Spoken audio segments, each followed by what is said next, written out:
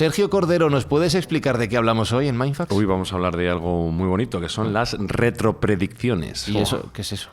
Pues sabes que en este programa nos gusta mirar al futuro, pero tampoco desdeñamos inferir el pasado. Es utilizar todas las herramientas que nos da la ciencia y la tecnología para completar aquellas lagunas del pasado que no tenemos claras. O sea, predecir lo que ya ha pasado. Efectivamente, predecir la historia, predecir aquello que no sabemos que ya ha pasado. Pero esto ya... Empezamos fuerte la temporada, vaya esguince mental. Hombre, hay que traer carne dura aquí. Ya. Oye, no sé si... Bueno, a ver si lo entiendo, Espi. No sé. A mí esto me cuesta, ¿eh? Jesús está tosiendo ya. La palabra se la ha atragantado. La palabra chuca, ¿eh? Ya, crea un esguince lingual. Pues nada, así. Yo prefiero decir predicción retrospectiva. Líame más la cabeza, Jesús. Tenemos una peor que hablaremos luego, que es la proto-retropredicción. Pero eso no es una enfermedad, ¿eh? Mira, vamos a Suena empezar un ya el poco más, episodio porque... Buscamos los límites de la ciencia, el futuro de la tecnología, el alcance de la mente humana. Esto es Mindfacts. Bienvenidos a Mindfacts, donde cada semana buscamos los límites de la ciencia, de la tecnología y de la complicación de las palabras que mencionamos en este podcast.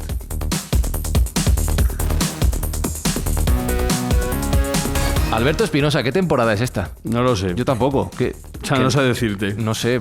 ¿Y si hacemos ¿Qué día soy? ¿Qué año estamos? Una retropredicción para echar para atrás y rebobinar cuántas llevamos? Seguro que los Mindfacts saben qué temporada es. Jesús Callejo, ¿tú lo sabes? Entre la 1 y la 10. Ah, eso sí, más o menos. Yo creo que es la... A ver, déjame que me tire la bici. La 6, Yo creo que es la 7. La 7, ¿no? ¿Está la 7? Por ahí andará Sí. la cosa. ¿Tú crees? ¿Tú apuesta? La 7 es un número mágico, apuesto por eso. Pues la 7, ya está. Y si es la sexta, no saltamos la sexta. Ya está. Como Apple, que se saltaba los números de teléfono. Efectivamente. Sergio Cordero, ¿tú cuál crees que es? Yo diría también que la séptima, no sé, a mí me gusta el número 7 también. Sí, Es mi número de la suerte. Sí, pues mira, pues ya Eso está. es. Pues Adjudicado. Pues ya está. Esta es la séptima temporada de Mindfacts, en la que además Sergio Cordero vamos a seguir intentando ayudar a causas que merece la pena, en la que pongamos un granito de arena. Definitivamente, las escuchas de nuestros oyentes van destinadas a buenas acciones y en esta temporada, en esta fase de la temporada, vamos a donar nuestros importes recaudados a Médicos Sin Fronteras, que ciertamente lo necesitan, porque está habiendo una crisis humanitaria muy fuerte en Oriente Medio, como todos es sabido, y tenemos que echar una mano allí para que aquello de algún modo mejore. Y aprovecho para recomendar el podcast Vivir y Morir en Gaza de nuestros amigos y compañeros Fran y Espi, junto con La Moderna Nariza, que es un pedazo de podcast que la gente no se puede perder, o sea que desde aquí recomendadísimo. Pues entonces hoy en Mindfacts vamos a hablar, a intentar entender, a intentar comprender y a intentar explicar qué son las retropredicciones. Yo ya anticipo que a mí me va a costar.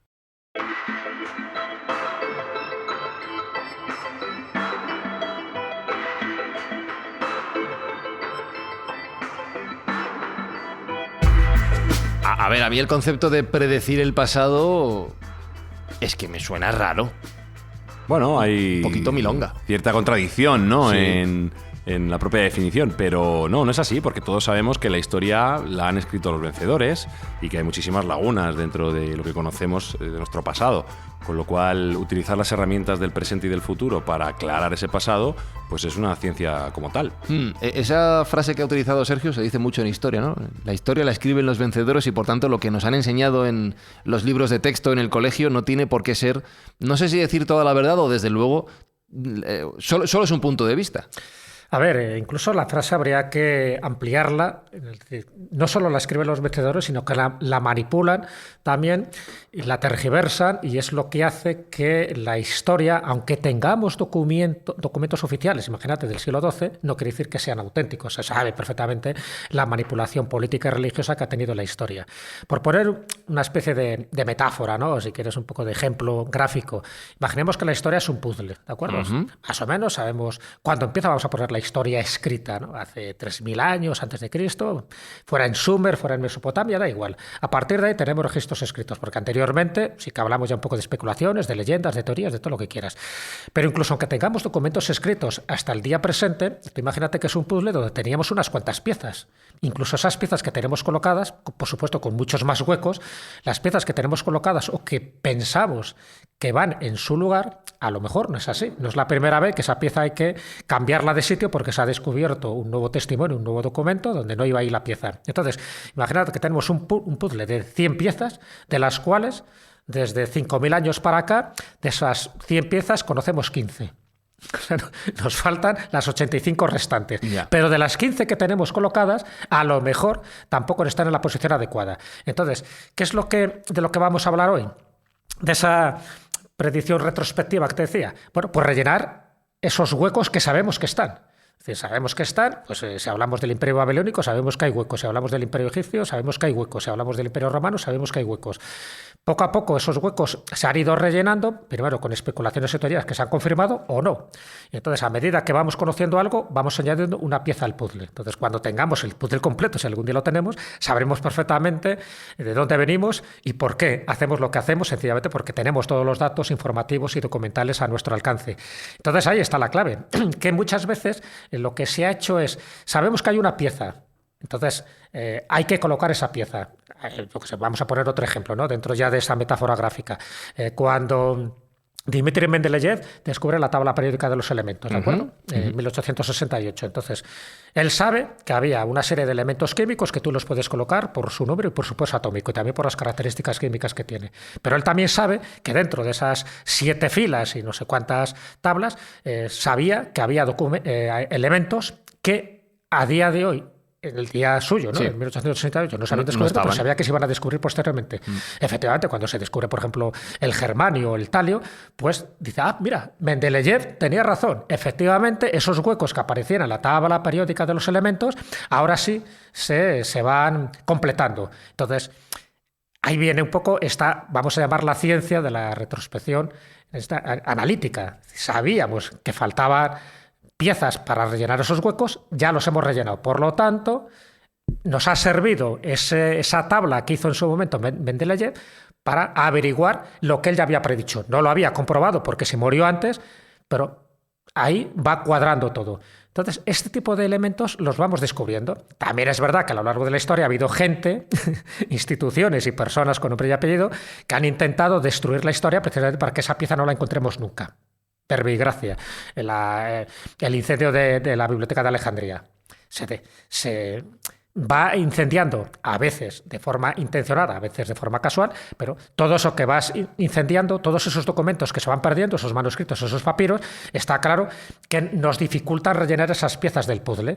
Entonces, bueno, hay algunos que lo han hecho adrede, como Qin Shi Huang, por ejemplo, el famoso emperador amarillo, ¿no?, de esa época china, del siglo III a.C., que lo hizo adrede, porque diciendo, bueno, después de mí el caos, después de mí yo no quiero que haya historia, o antes de mí no quiero que haya historia. Entonces, ese tipo de bibliocaustos, de deliberaciones, en fin, bastante torticeras y bastante perversas de eliminar el pasado, es lo que nos impide ir rellenando este tipo de puzzles. Pero poco a poco se van descubriendo cosas y gracias también pues, a las nuevas tecnologías, de lo que también hablaremos, pues vamos reconstruyendo ese pasado y en lugar de 15 piezas dentro de ese puzzle de 100, a lo mejor ya tenemos 20 piezas. O sea, Hay un punto importante que ha tocado Jesús que no quiero dejar pasar por alto, la tabla periódica. ¿Qué coñazo la tabla periódica, Espinosa? ¿Qué coñazo? ¿Qué coña? Pues no me llevé yo tirones de orejas del padre Ochoa. Porque no me aprendía. Porque estarías a por uvas. Porque no me lo aprendía, tío. Tienes que aprenderte ahí todos los elementos. Bueno, tienen unas reglas que te hace sencillo que aprender no son, así de no son las fáciles. reglas. Y luego los nombres. Que ha hablado Jesús del germanio y del talio, yo creo que no he oído hablar nunca de ello. ¿No? No. No los sé, he no sé inventado. peores. Sí. Y el galio.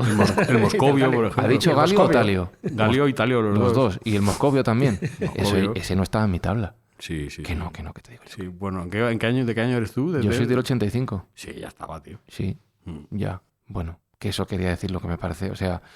Esa es tu... Sí, eso es lo que vas a aportar ahora mismo, ¿no? Es más, voy a decir... Jesús ha contado un montón de cosas interesantes y tú vienes Yo voy a a decir- aportar no, este mierdolo. Voy a decir más. Podían haber contra- quemado la contra tabla la tabla periódica, periódica. la podían haber quemado. La En podían fin. haber quemado y seríamos mucho más felices. Ya está, hasta ahí Muy mi bien. aportación. Venga. No- Vamos, tómate la paciencia. Eso, tú, Keith. gracias. Y lo de... O sea, entiendo ya lo que es la retropredicción. Vale.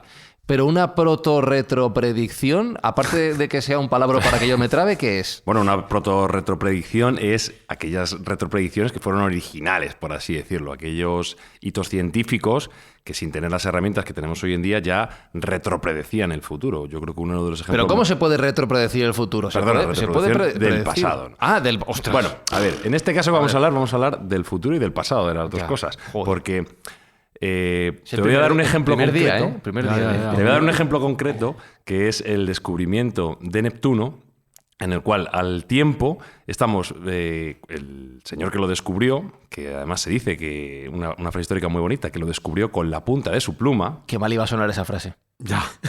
Hombre. Vale, sí. Es que soy muy mal pensado. ¿Vale? Con la punta de su telescopio. Eso es. Con la punta de su pluma, sin necesidad de telescopio, descubrió la existencia de Neptuno.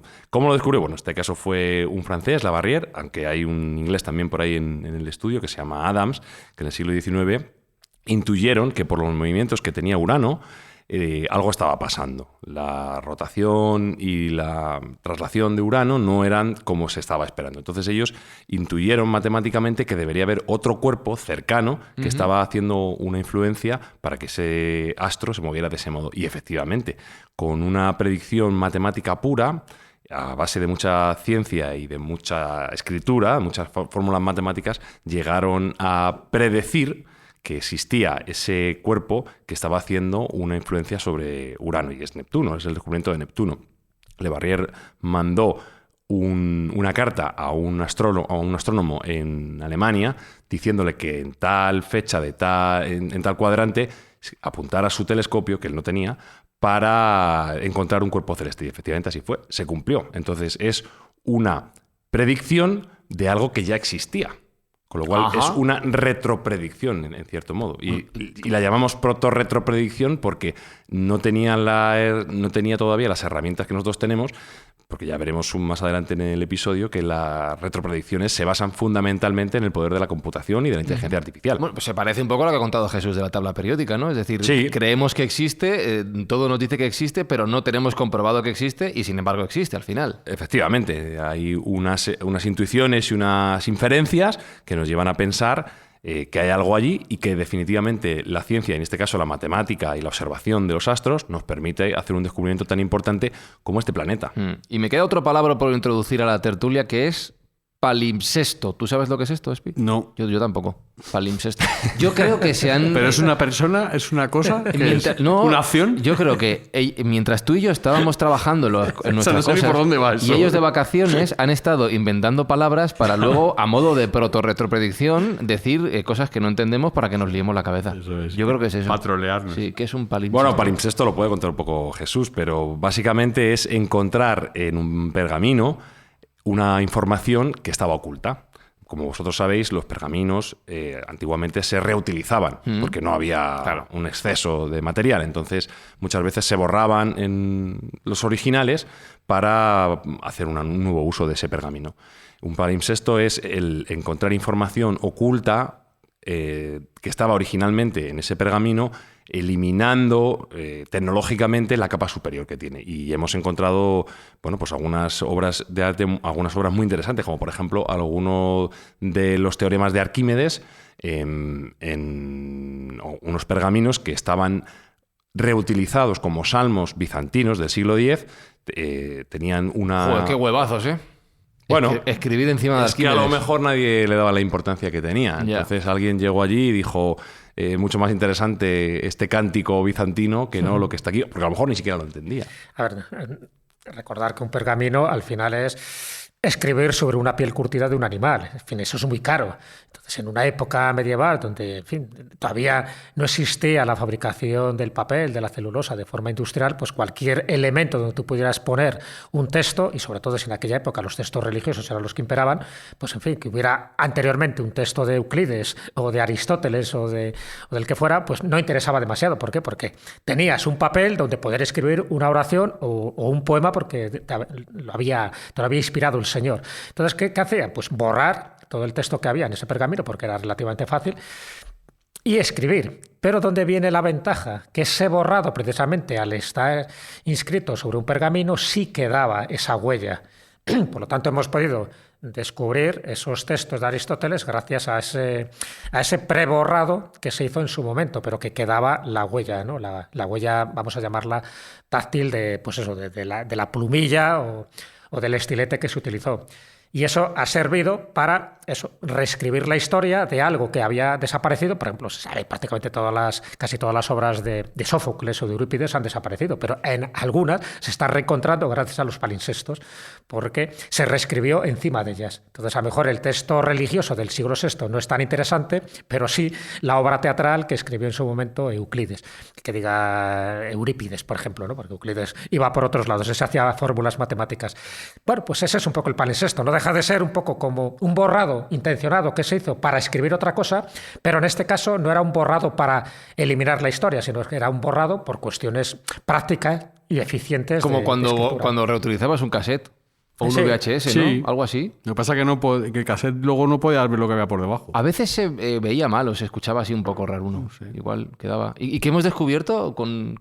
Bueno, pues por ejemplo, había algunos textos del gran matemático griego Arquímedes que se han encontrado mediante raspado de unos manuscritos del siglo XIII, pues mira, pues se han encontrado esos textos que se creían perdidos, como bien dice Jesús, porque bueno, ya sabemos que gran parte de ese conocimiento, por diferentes cataclismos, pues se han ido perdiendo. ¿Cómo se han encontrado?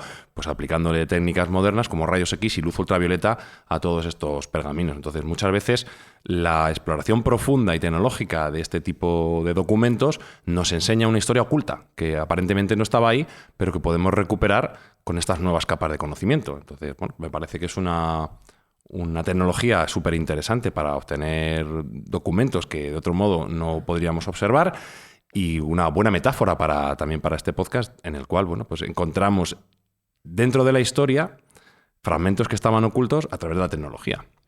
Que yo creo que lo ha dejado a huevo para lanzar a música intermedia, ¿no? Sí, ¿verdad? Yo creo que sí, lo ha dejado muy bien ahí. Perfecto. Qué bien hilado, Fran, Qué tío. maravilloso.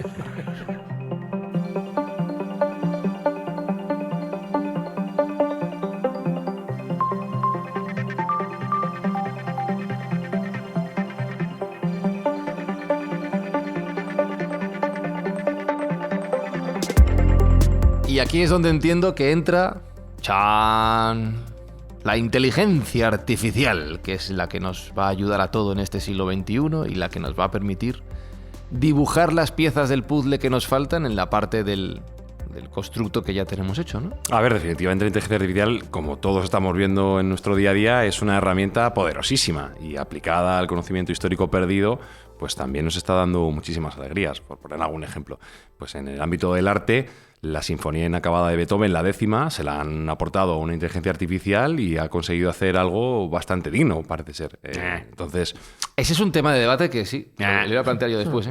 Con la Sinfonía Inacabada de Schubert también ha hecho lo mismo. Sí, lo mismo, A ver, efectivamente. el debate es muy claro, ¿no? Al final se ha terminado una obra que no la ha terminado el autor, pero se ha terminado en función de, pues eso, de las partituras que se han encontrado de él y de, bueno, pues de lo que se supone que estaría en la cabeza de Beethoven o de Schubert para terminar aquello, pero no deja de ser, pues eso, una especie de... Y que no puede de protestar, reconstrucción. que no puede Y no puede protestar. protestar. O sea, Eso es otra historia, que lo añado solo ya de pasada, también dentro, ya sabéis que dentro del mundo del espiritismo dice que todavía hay compositores, hay autores que siguen escribiendo sinfonías y siguen escribiendo obras teatrales o novelas, como le pasa a Víctor Hugo, desde el más allá, con lo cual también eso es otra de esas historias que cómo puede ser, o incluso novelas que quedaron inconclusas, por ejemplo, yo qué sé, la de Charles Dickens, por ejemplo, El misterio de Dundruth, él murió antes de que terminara los últimos capítulos. Entonces, ha habido amanuenses que han intentado reconstruir el final de esa novela, porque además es la única novela policíaca que escribió Charles Dickens. Y bueno, pues con mejor o peor resultado. Pero es que ha habido un intento, que es el que ha funcionado mejor, que su espíritu desde el más allá cogió a un medium para que escribiera los capítulos finales. Y esa es la versión que ha sido más aceptada. Con lo cual no deja de ser también una reconstrucción de algo inacabado, pero no desde el más acá, sino del más allá. Claro, Bueno, pero lo dejo ahí para que no, veáis. pero la diferencia que yo entiendo en este caso sería que lo que vamos a intentar es reconstruir o redescubrir cosas que sí llegaron a existir. Es decir, no hablamos de una sinfonía inacabada o de una novela inacabada, sino de cosas que sí que tuvieron, si hablamos de sinfonías o novelas, un final, o de otro tipo de cosas que existieron realmente y que hemos perdido por el camino, o bien porque no nos han hecho llegar esos elementos, como hablabas de la historia escrita por los vencedores, o bien porque se ha perdido el conocimiento, como pudo ser el incendio de la biblioteca de Alejandría. ¿Para qué tipo de de elementos podemos utilizar esta retropredicción? Mira, te voy a poner un ejemplo bastante claro y sintético, que es la traducción automática neuronal, ¿vale? ¿La qué? Traducción automática neuronal, que es entrenar a la inteligencia artificial para que recupere lenguas perdidas. Por ejemplo, el cuneiforme acadio. Esto ya se está haciendo. Muy útil. Esto ya hay protocolos de inteligencia artificial que están recuperando las tablillas de barro que tenemos de cuneiforme basadas en los conocimientos de los expertos de cuneiforme humanos. Se destila ese conocimiento, se le insufla a una inteligencia artificial y una inteligencia artificial puede revisar cientos de miles de tablillas de un vistazo. Mientras que para un humano pues sería un trabajo tremendamente laborioso y lento, por supuesto, de tiempo. Entonces, estamos recuperando el conocimiento del cuneiforme gracias a estas interpretaciones de inteligencia artificial, que parece ser que además tiene un porcentaje de éxito bastante elevado, cercano al 90% en su interpretación. ¿Cómo se comprueba ese éxito si desconocemos el...? Porque los patrones, a ver, cuando se traduce, lo que se hace es se le aporta luego a un experto para que valide que esa traducción está correctamente hecha. No es lo mismo validar que traducir de cero. Es mucho más sencillo y mucho más rápido para un humano decir, pues efectivamente tiene coherencia con lo que yo tengo conocimiento, pero ya tengo un trabajo hecho muy importante que me ha permitido a mí ahorrar mucho tiempo. Entonces, bueno, pues estamos recuperando lenguas perdidas que, bueno, pensábamos que iba a ser imposible o de muy difícil acceso, y vamos a ser capaces de traducir idiomas que no estaban en nuestro radar. Como uno de ellos podría ser también que se ha hecho hace recientemente el manuscrito Voynich. Están en ello, están en ello. Bueno, de hecho, ahora dentro de poco se va a publicar un libro donde una autora española dice que ha descubierto la clave para descifrar ese gran manuscrito Voynich, bueno, mal llamado Voynich, porque Voynich era un bibliotecario de 1912, pero bueno, que era anterior, ¿no? Se llamaba el manuscrito chavado ya desde la época de Rodolfo II de Habsburgo. Pero si es verdad que si podemos descifrar lo que hasta ahora era criptografía pura y dura, pues a lo mejor ese manuscrito Voynich o era una tontería supina o realmente contenían, como dicen algunas leyendas, los secretos más profundos del universo.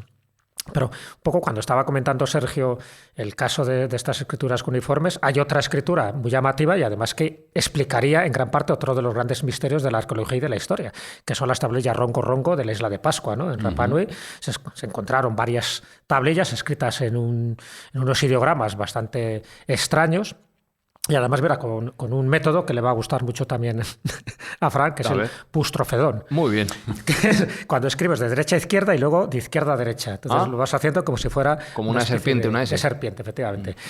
Y a día de hoy, esas 40 y tantas tablillas que se han podido salvar, ¿no?, de la destrucción, pues no se sabe qué es lo que ponen. Pero si algún día lo desciframos gracias a la inteligencia artificial, pues a lo mejor ese enigma de quién levantó los Moais y que eran Otumatua, por ejemplo, el gran fundador, ¿no?, de esa cultura, y tantas cosas, pues también quedarían desveladas. Es decir, un nuevo trocito de ese puzzle pues quedaría relleno. O el Ibero, por ejemplo, también, ¿no? O el Ibero, sí. Lo que pasa es que en el Ibero sí que conocemos el alfabeto, conocemos el abecedario, incluso conocemos la fonética, pero no conocemos exactamente lo que significaría, ¿no?, todo eso.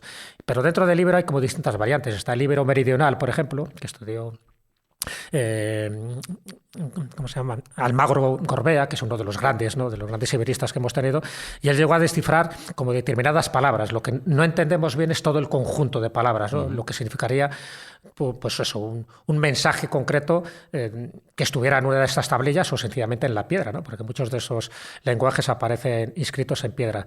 Entonces sí que sería, ¿no?, sería un gran acontecimiento, porque por fin podríamos saber lo que pusieron esa cultura íbera que se desarrolló a lo largo y ancho prácticamente toda la península ibera, porque incluso aunque en la zona celta también había celtibro, es decir, que llegó un momento que hubo un cruce. Y luego explicar si realmente el íbero tiene conexiones con el vasco, que es un poco lo que decía Almagro Gorbea, o no tiene ninguna conexión con el vasco. O si tiene conexión, por ejemplo, con escrituras del Valle del Indo, que eso es una de las cosas que también se llegó a más o menos a comprobar. Es decir, algunos de los epígrafes que aparecen ahí se parecen sospechosamente tanto a estas tablillas Rongo-Rongo como al Ibero como a las escrituras del Valle del Indo. Es decir, estamos hablando de Harappa, de Mohenjo-Daro, una cultura también que surgió alrededor del 3000 a.C. Pero nos falta eso, nos falta el motor, nos falta el decodificador, nos falta la inteligencia artificial que por fin aparezca como la piedra Rosetta y sea capaz de descifrar todo esto. Y efectivamente, como dice Jesús, ya no se trata tanto de que también conocer el lenguaje perdido, la lengua perdida, que no deja de ser un medio o un vehículo para el objetivo final, que es, como decíais antes, recuperar la historia que ese lenguaje nos pueda enseñar, que es el verdadero objetivo de todo esto. Sí, bueno, hay otros ejemplos claros también. Podemos recrear, ya sabéis que la inteligencia artificial brilla no solo en la generación de texto, sino también a nivel gráfico, ¿no? Ahora mismo se le puede dar, y está muy de moda, los modelos como Nano Banana de Google, en que le das cualquier prompt y te genera una imagen hiperrealista, ¿no? Bueno, pues podemos aplicar este tipo de tecnología a la retropredicción visual, es decir, cómo se verían ciertas cosas. Tomando como ejemplo el caso de Tutankamón. A Tutankamón se le ha hecho un TAC, una tomografía computarizada, se ha visto cuál era la forma de su cerebro y lo que se ha hecho es aplicarle capas de inteligencia artificial para ir rellenando con músculo y piel para tener un retrato visual, digamos, fehaciente de lo que podría ser la cara de Tutankamón. En otros casos que no tenemos esos restos, como pueden ser pues, el Cleopatra o Julio César, lo que se hace es se toman descripciones de textos antiguos y se pasan por la inteligencia artificial, hay un consenso dentro de las fuentes y se crean imágenes que más o menos pueden ser fieles o fidedignas a lo que eran realmente, con lo cual podemos tener imágenes más o menos reales o cercanas a la realidad en su momento de lo que eran estos personajes. Entonces, bueno, pues es otra aplicación que puede tener la inteligencia artificial, no solo para darnos contexto histórico, sino para darnos unas imágenes fidedignas, que yo creo que es interesante también. ¿Y si luego no nos gusta? ¿Y si luego Cleopatra era más fea con pie? Imagínate. Algo tendría. Imagínate. Algo tendría. Hombre, no debe ser tan guapa como cuentan, pero hombre, la tía debe ser monilla, ¿no? Algo tendría. Guapa. No tan guapa como cuentan, pero monilla era. No, ya.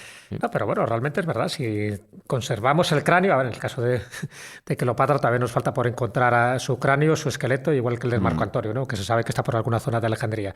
Pero, por ejemplo, sí que tenemos cráneos de bastantes personajes famosos, ¿no? Por ejemplo, pues se hizo la reconstrucción relativamente hace poco de Ricardo III de Inglaterra.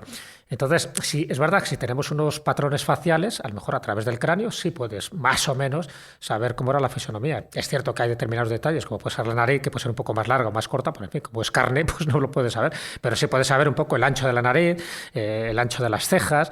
Bueno, más o menos te puedes aproximar a la belleza o no belleza. Si además eso queda corroborado pues con algún retrato de época, que lo hay, a pesar de que ya sabemos que los retratos, sobre todo si tienen que ver con príncipes, reyes, nobles, están bastante exagerados para ampliar su belleza, pues bueno, sí que te puede dar una imagen más o menos fehaciente. El problema de Cleopatra es que no tenemos ningún retrato. Bueno, lo que quedan son efigies en monedas y, por cierto, no queda bien parada las efigies en las monedas. Pero sí parece que era una mujer muy carismática, con mucho atractivo y que sabía utilizar muy bien sus armas. ¿Y podríamos reconstruir hechos históricos? No sé, me viene a la cabeza, por ejemplo, que estuve este verano allí, la batalla de Covadonga. Si fue una batalla, si no lo fue, si fue una refriega, si tuvo importancia real o no, o si se ha convertido en un mito. ¿Podríamos llegar a reconstruir esos momentos para saber cómo ocurrieron de verdad? A ver, el culmen de toda esta tecnología, el punto álgido de esta tecnología, será cuando haya un poder de computación tal que seamos capaces de rebobinar el universo. ¡Ostras, tú!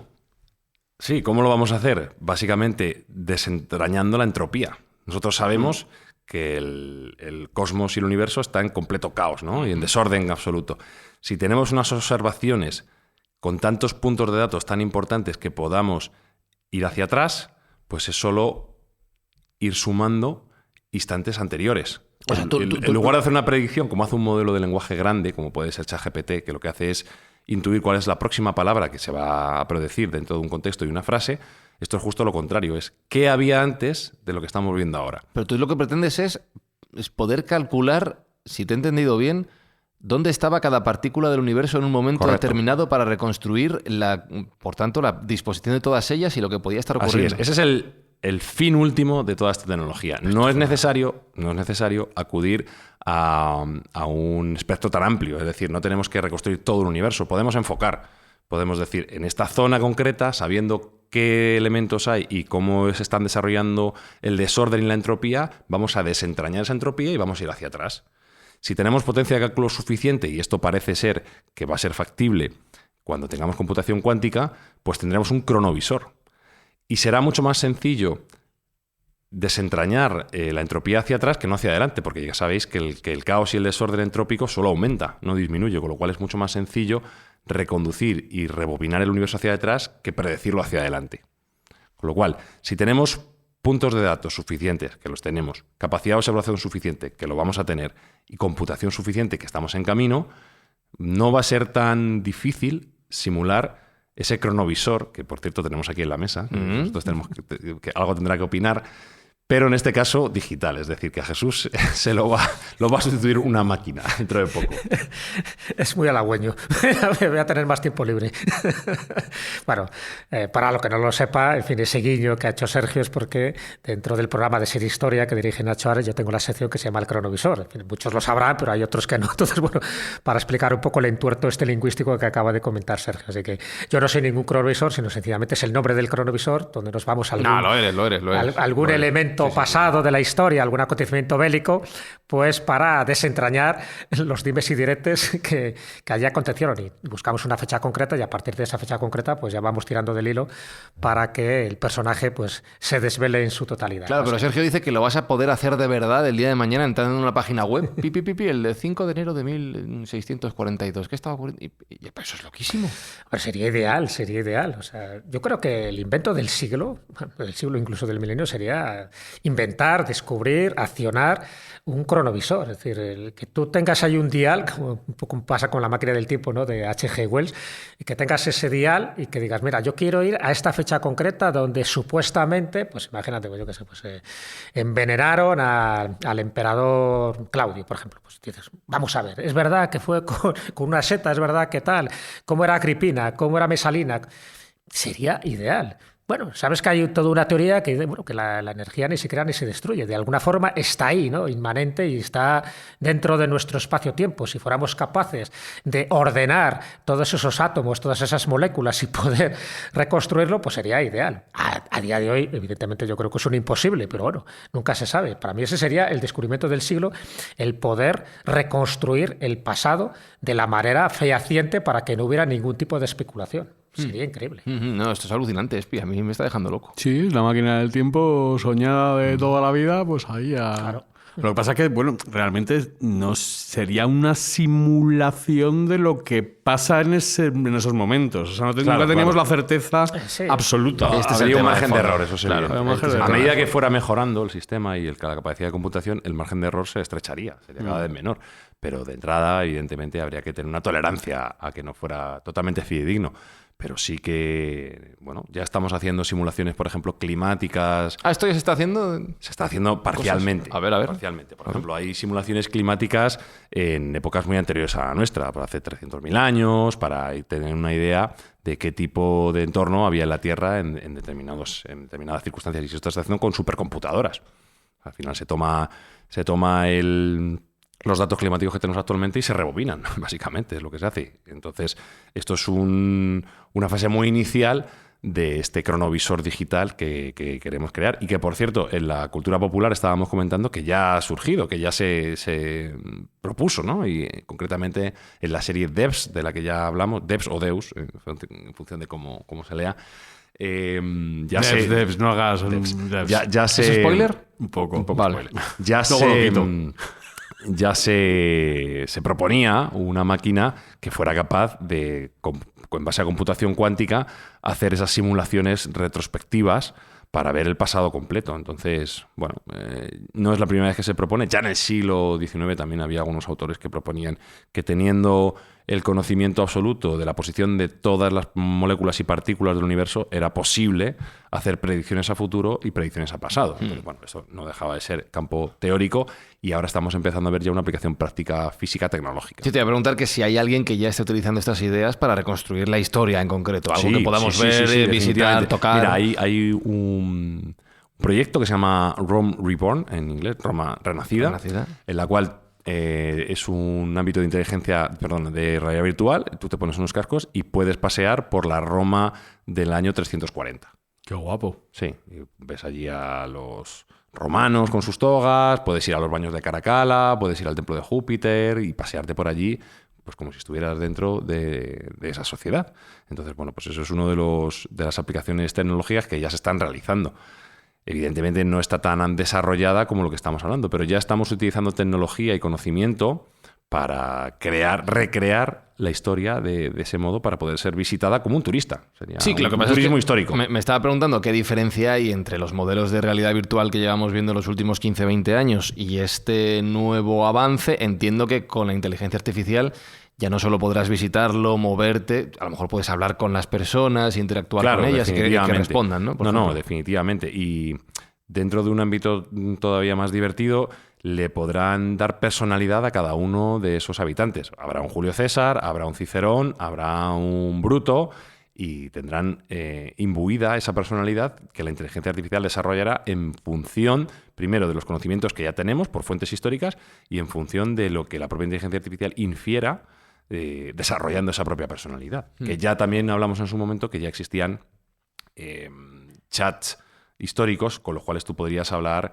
creo que recuerdo que la web es character.ai, podías hablar con Cervantes, con Julio César, con Cleopatra, podías interactuar a través de una barra de comandos. Evidentemente no podías llegar a hablar de momento, y eso será una cuestión de tiempo, una charla individual preguntándole pues cuáles son sus inquietudes, por qué realizaron determinados movimientos o por qué César cruzó el Rubicón, ¿no? Pero dices por escrito, pero se podría reconstruir la cara, como has comentado antes, sí. La voz, se podría llegar a intentar hacer todo esto para que realmente tener una conversación en la cara casi real. Ya hay bastante consenso por parte de Julio César porque quedaron muchas esculturas de Julio César y muchos bustos. Eso sumado con las descripciones que hay en diferentes libros y pasado por el tamiz de la inteligencia artificial ya ha dado una imagen de Julio César bastante, digamos, común y bastante aceptada por todos los entes que están trabajando en estos proyectos. Curiosamente, Julio César pues era medio calvo. César significa cabellera en latín y él era medio calvo, algo que parece ser que además le atormentaba un poco. Pero bueno, le entiendo perfectamente. Tenía que haber viajado al Imperio Romano del Este. Pero, a la zona de Pero no dejó de ser Constantinopla. un prohombre por esa medianía. Entonces, sí, vamos a avanzar al ámbito en el cual vamos a poder traer personalidades de caracteres históricos a nuestro presente y vamos a ser capaces de interactuar con ellos. Y esto me lleva a la pregunta que ya lanzaba Espi al principio sobre si es fiable o si podemos fiarnos de la reconstrucción que la IA haga a partir de los testimonios y documentos históricos que tenemos. Habéis mencionado muchos, desde descripciones, bustos, cuadros, restos, pero añado yo un elemento más, que son las alucinaciones de la IA. La IA tiende a rellenar como le da la gana todo aquello que no conoce o que no sabe interpretar, con lo cual te pregunto a ti primero, Jesús, como experto en historia, ¿hasta qué punto, la fiabilidad se podrá ir midiendo con el tiempo? Pero ¿confiarías tú en este tipo de ideas y de desarrollos para intentar redescubrir la historia que hemos perdido? Bueno, no deja de ser un campo que se abre, un campo con muchas expectativas, evidentemente también con sus dudas y también pues con sus pros y sus contras. Pero también depende en qué materia estemos hablando. Es decir, hay materias mucho más sensibles, ¿no? De esas que te puede dar un vuelco a todo lo que tú conocías. Pero si es, añadir algún dato más pues de lo que sabíamos de Séneca o de Pompeyo, de Julio César, ¿por qué no? Podría ser, ¿no? En función de todo lo que sabemos, igual que hablábamos un poco de la reconstrucción de una sinfonía inacabada. Podría ser, y con una fiabilidad más o menos de un 90% de que podría ser así, ¿no? En función de todos los datos que tenemos acumulados de ese personaje o de esa partitura o de ese periodo histórico. El problema está si eso que queremos reconstruir nos da un vuelco total. Y te pongo un ejemplo, ¿no? Imagínate que gracias a esa tecnología de la IA y tantas y tantas cosas que están saliendo, podemos ir al pasado y demostramos que Jesucristo no murió crucificado, por ejemplo. Claro, eso te da un vuelco ya no es un dato más histórico. No, es que el que no muera crucificado, pues una de las bases en las que está fundamentado el cristianismo, pues se tambalea. Es decir, ¿eso le damos fiabilidad? Pues evidentemente habría ya grupos, no, esto es todo mentira, es una simulación, esto es una especie de manipulación de la historia. Otros dirían, ¿ves? Por fin sabemos que nos han engañado hasta el momento. ¿Me entendéis un poco por dónde va? Eso pasa un poco con la donación de Constantino, ya que hablamos un poco de esas manipulaciones, además Sergio lo conoce muy bien. La donación de Constantino fue supuestamente un documento que se falsifica en el siglo VIII, pero que se remonta a la época de Constantino, es decir, en el siglo IV, donde firma Constantino un documento dando un poder temporal a la Iglesia, es decir, al Papa y a los estados pontificios, que a partir de ahí es lo que utilizó durante prácticamente 8 siglos, diciendo, no, el Papa es el que tiene que investir a los emperadores, el Papa tiene su territorio, o sea, tiene su poder espiritual, pero tiene su territorio y por lo tanto su poder temporal. Luego se demostró en el siglo XV que era un documento totalmente falso. Aún así, los papas seguían negándolo. No, esto es una manipulación, que nos quieren quitar el poder que hemos conseguido a lo largo de los siglos. No, fue una manipulación que se hizo en el siglo VIII para crear un documento que Constantino nunca llegó a firmar. Pero, sin embargo, mira lo que funcionó. Bueno, pues hay elementos muy sensibles que a la gente le puede hacer tambalear sus ideas y ahí sí que habrá controversia, pero habrá otros donde se añadirán una serie de ideas o una serie de conocimientos o de documentos que bienvenidos sean porque nos aclaran muchísimas de las dudas que teníamos. Claro, yo estaba pensando, Espi, tú imagínate que una alucinación de la IA reconstruyendo la historia se da por cierta y la liamos más de lo que la arreglamos. Sí, lo estaba pensando. Y también la mala intención humana en esto, que de repente alguien quiera hacer a Hitler bueno, ¿sabes? Y de repente diga, no, es que era todo mentir, no sé. Es peligroso. Sí. Es chulo, pero es peligroso. Tiene riesgos como todo, como cualquier uso tecnológico, pero yo creo que nos puede ayudar a entender mejor nuestra historia y nuestro entorno. Es chulo, muy chulo. Por ejemplo, hay otro ejemplo que se nos ha pasado a comentar y es la reconstrucción de los rollos que se han encontrado en Pompeya absolutamente calcinados a través de tomografía computacional y rayos X, pues está empezando a poder leer esos rollos, esos pergaminos que estaban totalmente calcinados, ¿no? Entonces, sin ni siquiera tener que desarrollarlos, desenrollarlos en este caso. Entonces, bueno, pues esa tecnología también nos va a ayudar a conocer. Al final, todas las tecnologías que nos permitan conocer un poco mejor nuestro pasado van a acabar en una interpretación por parte de la inteligencia artificial. Y de ahí va a salir esa reconstrucción del pasado mucho más fidedigna que no de las fuentes clásicas, que al final sabemos que son siempre parciales. Había otro ejemplo que hemos olvidado comentar. Hay un montón. Por ejemplo, Julio César, que él mismo se arrogaba que tenía una descendencia divina, que descendía de la diosa Venus. Pues probablemente no. ¿Qué tal probablemente? O hablaba de sí mismo en tercera persona cuando escribe La Guerra de las Galias, ¿no? Entonces él hablaba... Julio César cruzó el río para atacar a los galos. Bueno, pues era una forma también de ir preparando su lugar en la historia, ¿no? Como él estaba preparando una futura historia de cómo iban a hablar de él, pero la estaba redactando él mismo. Entonces, yo creo que esa asepsis que va a tener la inteligencia artificial nos va a ayudar a desentrañar algunas mentiras que nos han ido contando, porque recordemos cómo hemos empezado el podcast diciendo que la historia la escriben los vencedores, y vamos a tener una visión mucho más global de esa historia que nos ha antecedido. Está bien mientras haya un señor con gafas gordas, luego viendo bien los resultados de eso. ¿Sabes? Diciendo, esto sí, esto... ¿Cómo crees que recordará la historia este podcast? ¿Cuál? El Mindfax, claro. Pero este episodio... Todo en general, lo que es nuestra... O sea, te imagínate que en el futuro dicen, no, porque era un documento de obligado... Yo quiero que nos tomen por dioses. Por dioses. En lo más alto va a quedar esto. Dioses. Dentro de 2000 años nos están... 20 preclara, veían más ahí. allá. ¡Buah! Pues anda, que nos molaría eso si nos cargamos el planeta. O sea, el planeta no le hace falta mucho más.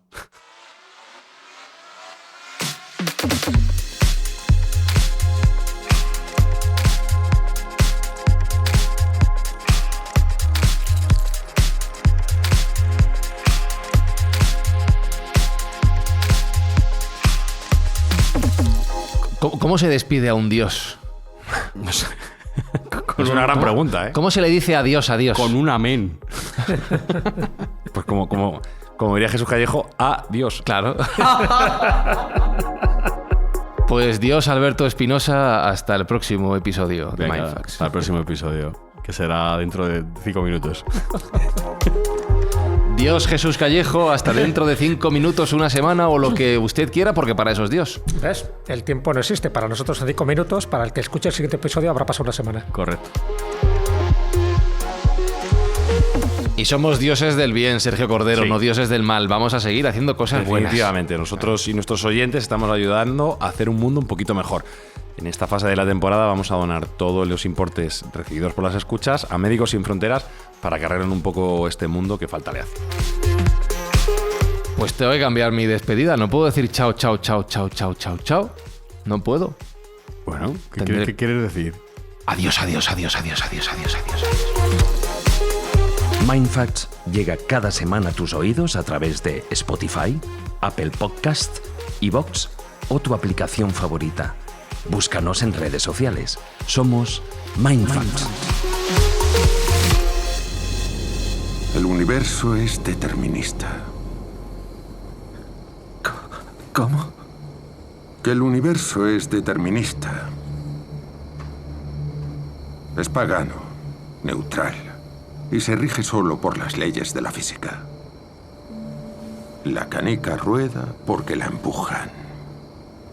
El hombre come porque tiene hambre. Un efecto es siempre el resultado de una causa anterior.